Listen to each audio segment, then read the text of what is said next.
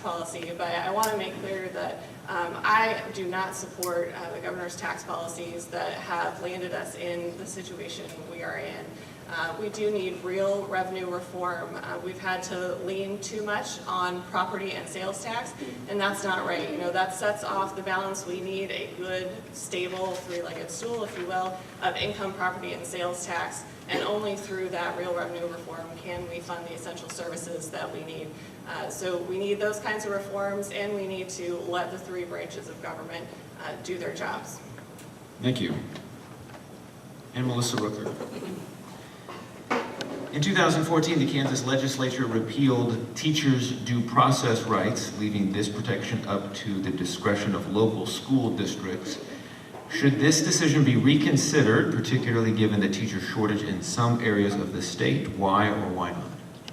Let me first explain what happened in 2014. We had the court opinion in Gannon, the requirement to fund the equity side. I helped write the legislation that provided the financial remedy to the court, and in the process of moving that legislation, that was the very famous April weekend. We had hundreds of teachers and spectators in the State House. Friday night we had a vote. Our plan, our bipartisan plan to answer the court passed 91 to 31 in the Kansas House. It went to conference committee, and in that conference committee, the policy pieces were added. And the stripping of due process rights was one of those pieces that was put in the bill in the conference committee. So we had a second vote on the bill on Saturday night, and we succeeded in defeating that bill and sending it back to conference committee, where a couple of components that had been added were stripped out. But sadly, what remained was the stripping of due process, the scholarship program, which I led the way to defeat the tax credit scholarship program 4 times, both within the committee, and then finally we had the culminating debate on the House floor, and we managed to kill that bill as well on the floor. So this was the perversion of the process to stuff policy into the remedy that the court was seeking from us, and to game the system in a way that the conservatives got the policy they wanted. So yes, I support reconsideration, and I do think that part of creating a climate where teachers feel that they are treated as professionals is to provide them those kinds of rights and make sure that we are doing everything we can to attract and retain the best and brightest in the teaching profession. Thank you. Thank you so much. I want to make a slight amendment to the format of this forum. You've all answered 2 questions, each predetermined, written by the Shawnee Mission East PTSA. At this point, we want to go straight into questions that have been posed by the audience. We have a whole stack of index cards that have been written and asked by you, some of them directed at particular races. This will be a slightly different in that each question will be answered by everyone in a particular district, so it will not be individual responses. So both candidates for State Board of Education, both candidates for District 7, for instance, will answer the same question. We'll try to get at least 1 question asked of each race. Hopefully we'll have time for at least 2 questions for each race. There was originally time budgeted for a 1-minute follow-up for each candidate. We will move that to the end. We'll give you closing statements, 1 minute each, where you will be able to follow up or address something that maybe you're not able to address in the predetermined questions. So since the microphone is down there again, we'll start with House District 25, Melissa Rooker. This question is directed towards your race. Here it is. What do you think about our district, I believe referring to Shawnee Mission, our district's movement to offer the trades as a future employment path for our students? This question notes, presently Shawnee Mission West has a welding program, for instance. So what do you think about the district offering trades as a future employment path? Well, I think all of our students deserve to have a variety of opportunities available. So not every student is going to choose to go to a 4-year university. Some may choose the military. Some may desire or need to go straight into employment. So as a district, I think it's incumbent to answer the needs of all of the students that attend the district, and I think that's true statewide as well. We've had a good push in the state legislature to support career and technical education programs. We've provided some funding. We've had to pull back, of course, under current fiscal conditions, but there is still funding available to help stand up some of those programs around the state, and I think there's great value in ensuring that every student has their needs and their interests met by the programs that the district provides. And I think that it's important to remember that we have a representation across the socioeconomic spectrum in our district, and our students have a lot of different hopes and dreams for their lives, and I appreciate the fact that Shawnee Mission has made the accommodations to provide certain specialty programs that help students achieve those dreams. Thank you. This question directed for House District 21, so both candidates in that race will answer this question in whatever order you decide. Okay, great. Where do you stand on, so here's the question, where do you stand on making sex education opt-in rather than mandatory? So I am a supporter of scientifically based, evidence-based education, and coming from the health field, frankly, I'm in favor of sex education. I think everybody needs it. That's a pretty simple answer for me. I respect parents' rights, I do, but I think that it's up to districts and educators to be setting the curriculum, and I think it's important for all students to have that education. Thank you. Jerry Stogsdill. Yeah, I would agree. I think that teaching responsible sex education in schools is a great use of our tax money.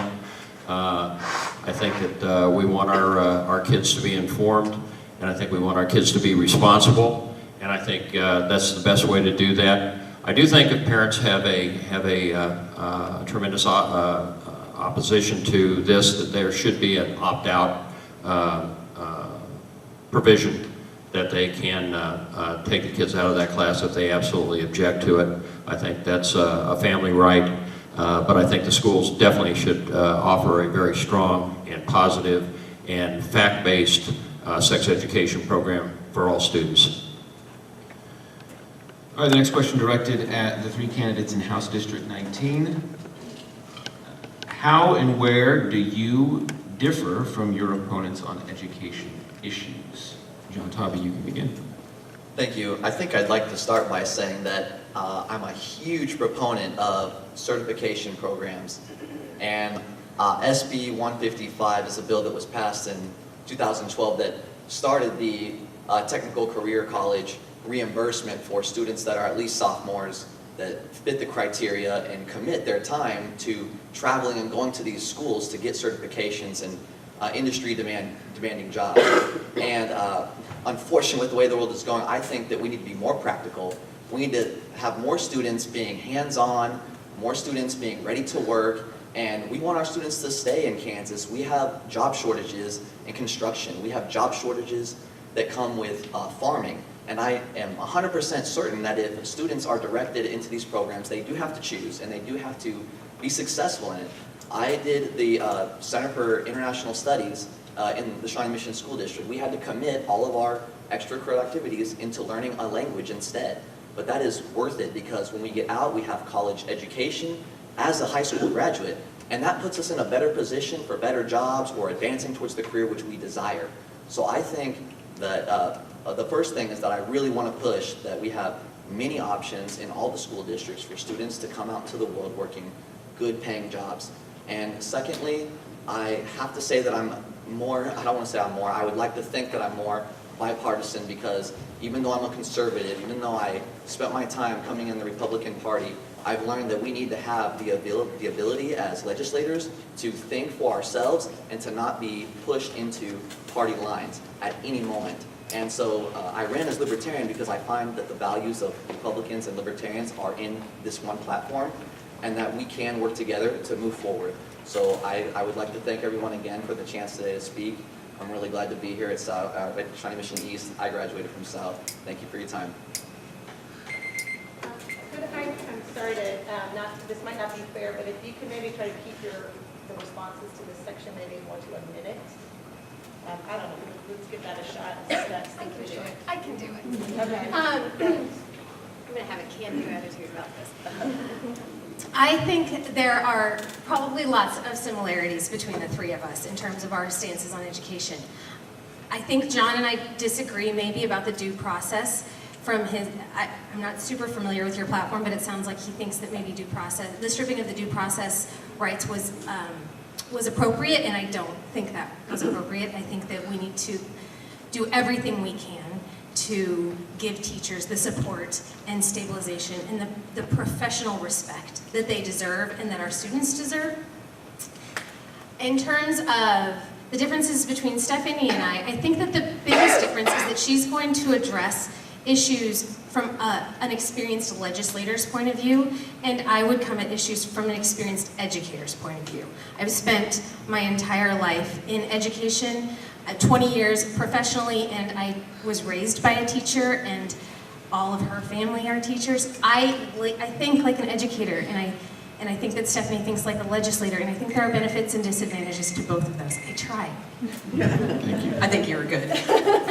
All right, well, I'm just gonna try to boil this down a little bit more. I don't like the idea of, trying to differentiate myself between my opponents because it just seems like the opportunity for combativeness. I guess that is what an election is, but my opponents are to be commended for stepping up and for running for office and for caring about Kansas and for caring about their communities. And so I think that they should be applauded for that.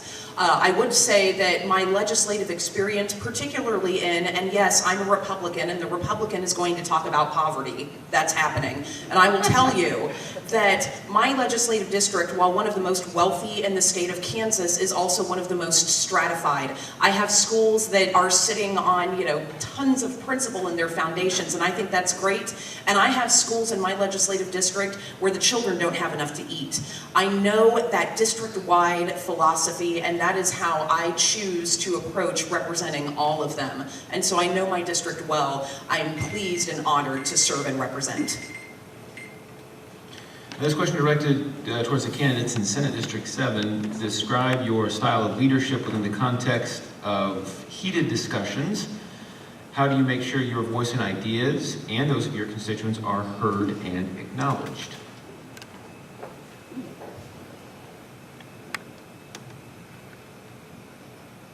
Lots of things to answer.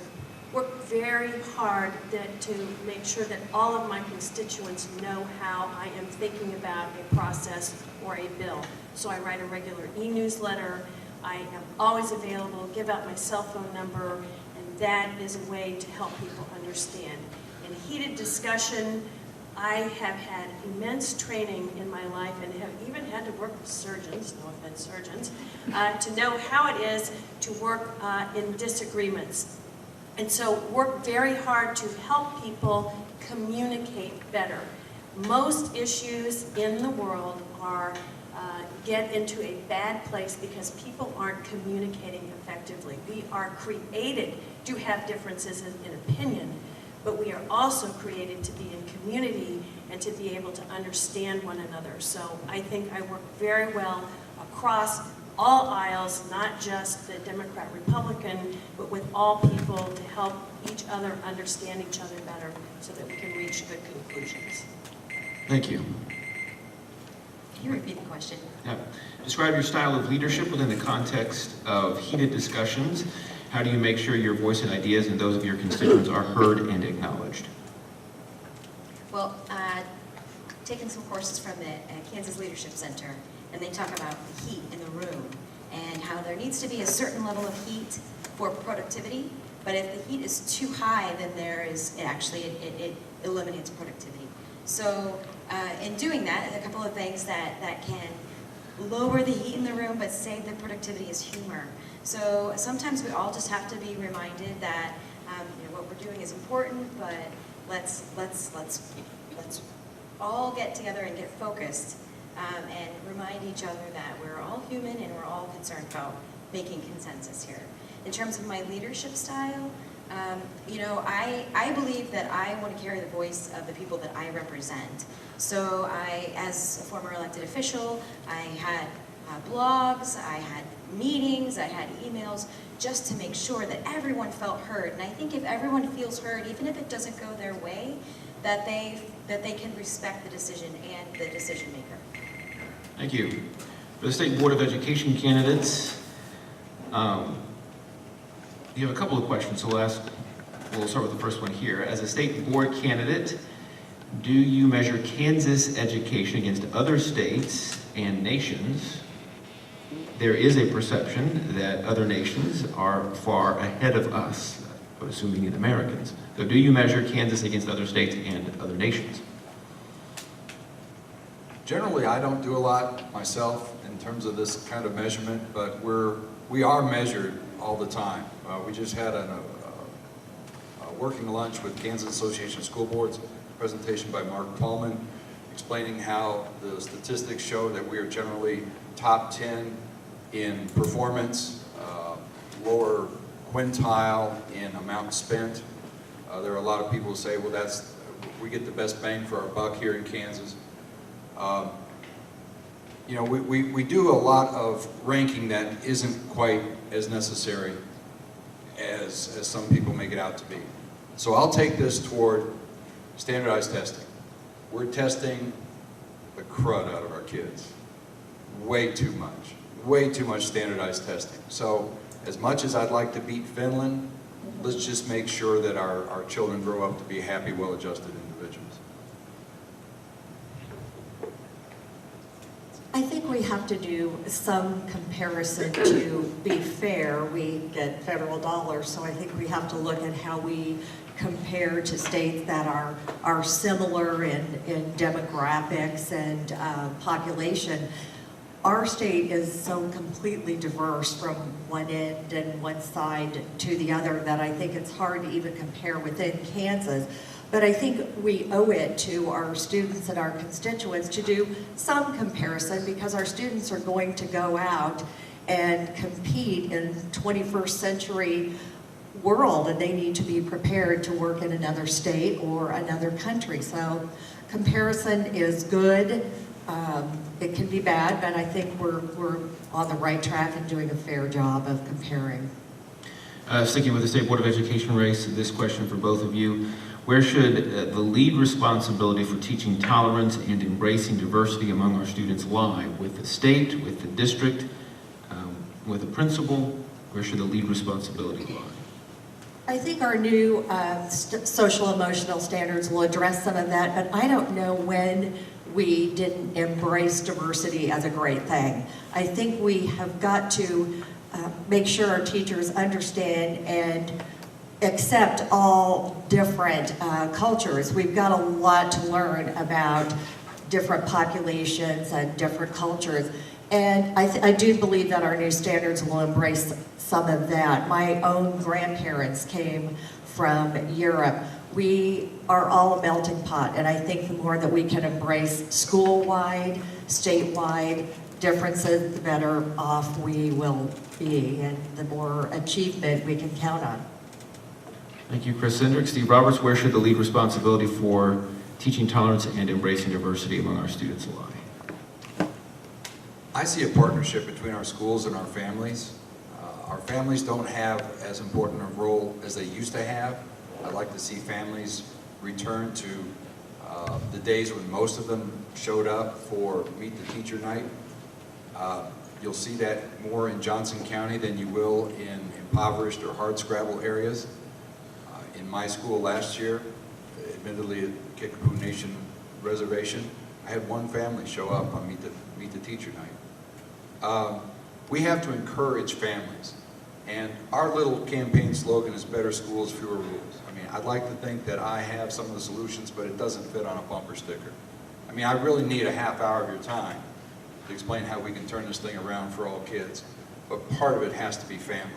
So as much responsibility as we have for passing laws and making sure that we can ensure this and that, we really can't ensure anything without the participation of families. Thank you. Let's keep moving down the line. We'll go back to Senate District 7. Megan England, because of dire state and tax revenues in Kansas, will the legislature ever mandate school district consolidation?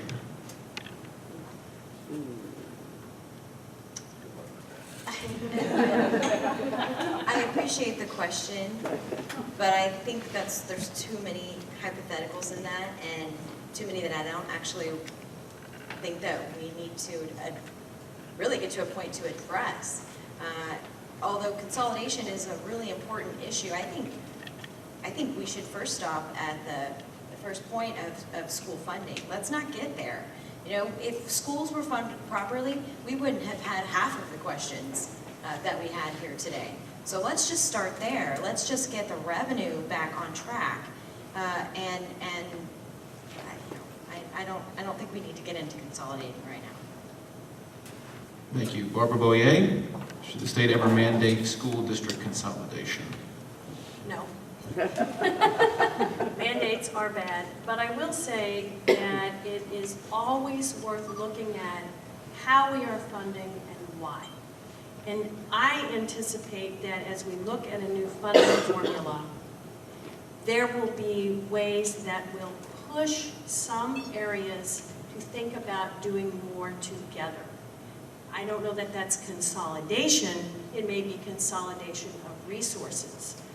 Already, many of our schools do that in an excellent manner, but there's probably always room for a little bit of improvement. But it goes back to the question about efficiency. Is efficiency the only goal we should have? And I would say no. We need to still support our local communities and what their needs are, and the whole idea of having local school boards make decisions. I will always support local control, which would eliminate the idea of ever having consolidation. Thank you. Thank you. Moving to House District 19, this question for the three candidates in that race. In July 2017, guns will be allowed on Kansas public college campuses and universities.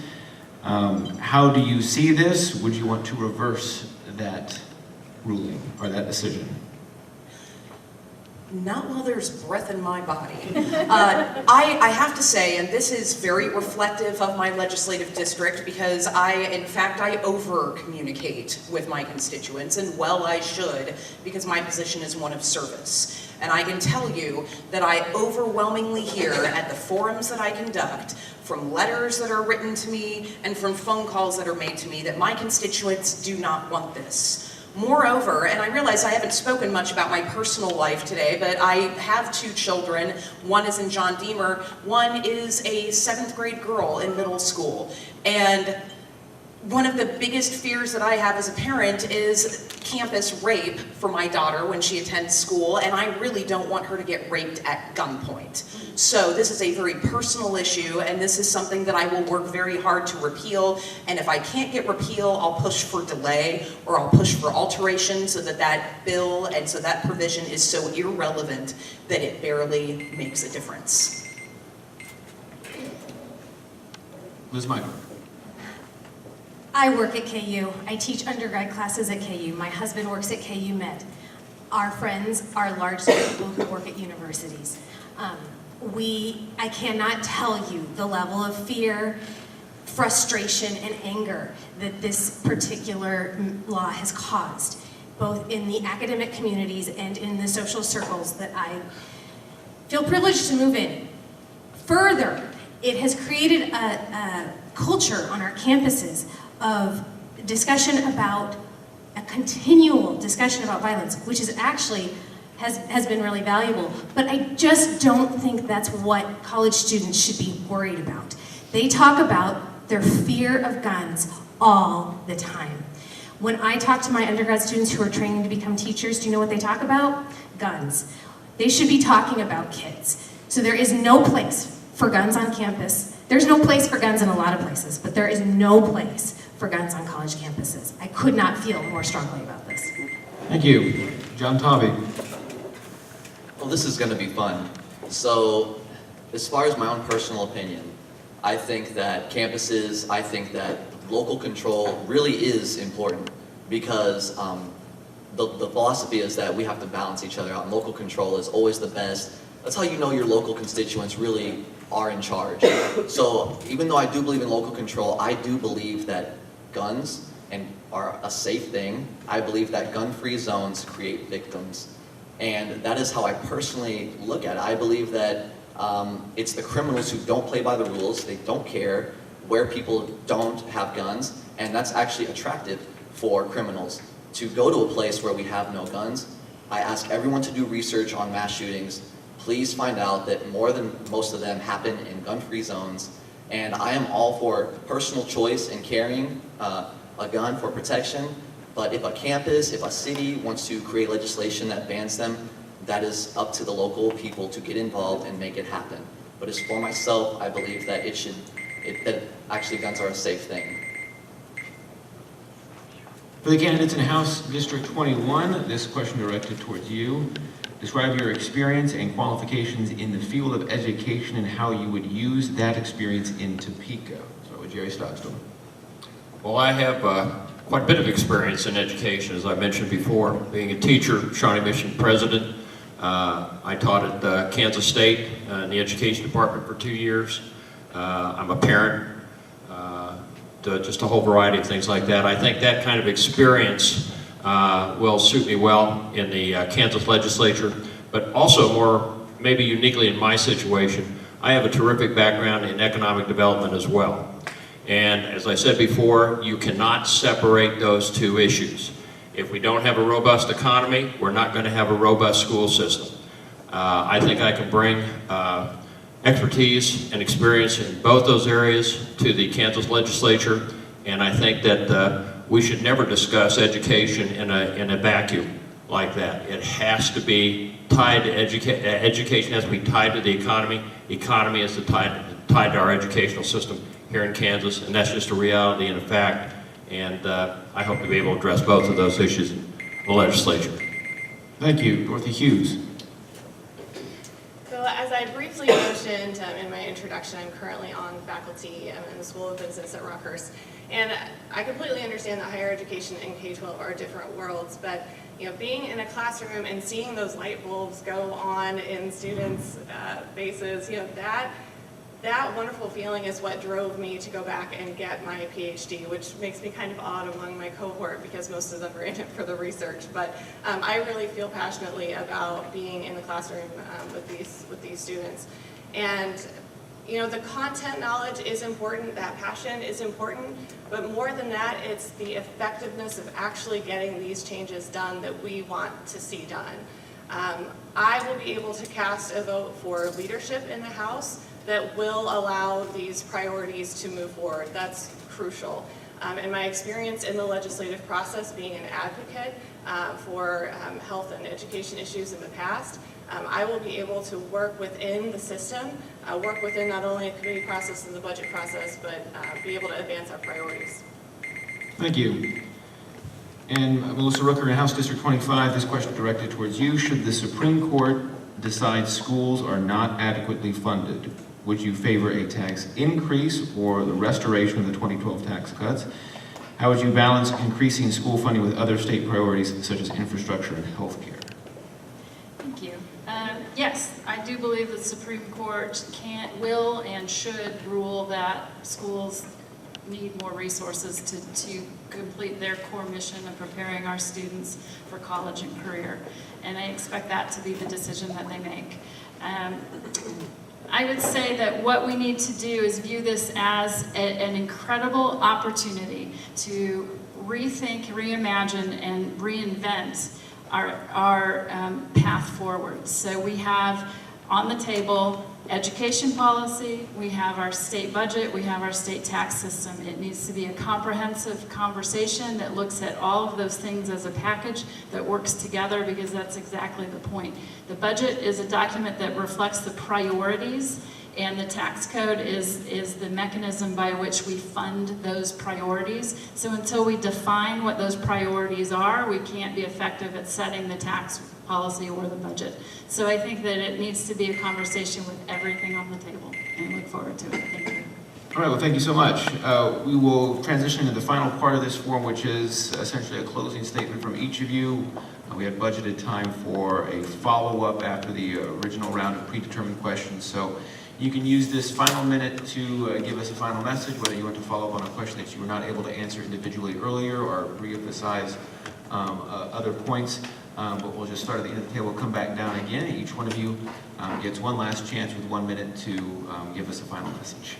Thank you. Well, I've appreciated this discussion today. I just want to leave you with this thought.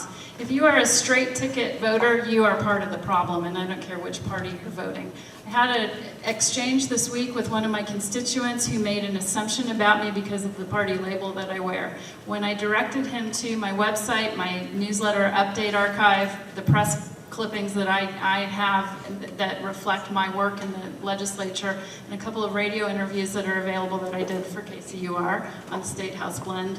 I said, you may never choose to vote for me, but you ought to at least know more about me before you leap to some sort of conclusion about the content of my character. And what I got back from him was an apology. He said that he made an assumption. He admitted it was because I am a registered Republican. He said he is a supporter, he will work for me, he will vote for me, and he thanked me. He said my response to him was impressive. It is very important to evaluate the content of our characters, our work ethic, and our record of service before you make up your mind. And I look forward to November 8th. Thank you. Thank you, Melissa Rooker in House District 25. Moving to House District 21, Dorothy Hughes. I genuinely believe that the best public policy happens when everyone is around the table, and I mean everyone. It's very, very important to me that different views are always heard, and I commit to you that I will do that.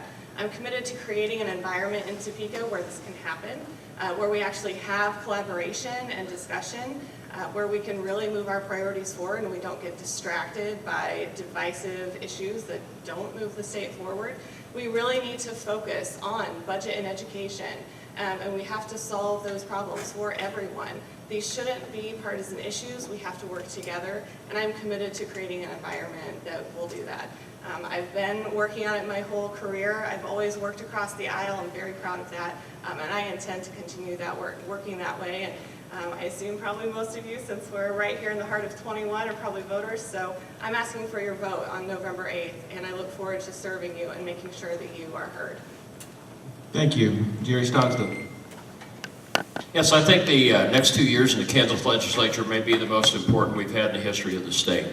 Our economy is a shambles, our schools are under attack, our universities are under attack, and I think that what we need in the legislature coming up is experience and expertise, and that's what I have in both economic development and education. I've worked in those fields throughout my entire career. I've worked with companies, I've worked with school districts, I've worked with educators, I've worked with innovators, with entrepreneurs. I know how to build coalitions, I know how to answer questions and to solve problems. And I think that I would appreciate your vote in helping me take that experience and that expertise to the Kansas legislature. And again, we just need to get everybody out and vote on November the 8th and start correcting what's wrong with our state. Thank you. Moving to the candidates in House District 19, beginning with John Taube. Thank you. So first of all, I want to say that I do have very strong beliefs. I am a very enthusiastic person. I'm a very excited person, and I wear my heart on my sleeve. I shed a lot of blood, sweat, and tears, a lot, because I do believe that this life is everything, and I want no regrets for myself or for my family. I am a product of these schools. I'm proud to be raised and raising my family in this district. And as much as I have strong views, my ultimate view is freedom. So what the constituents say needs to happen. Leaders need to be accountable to their constituency, and even if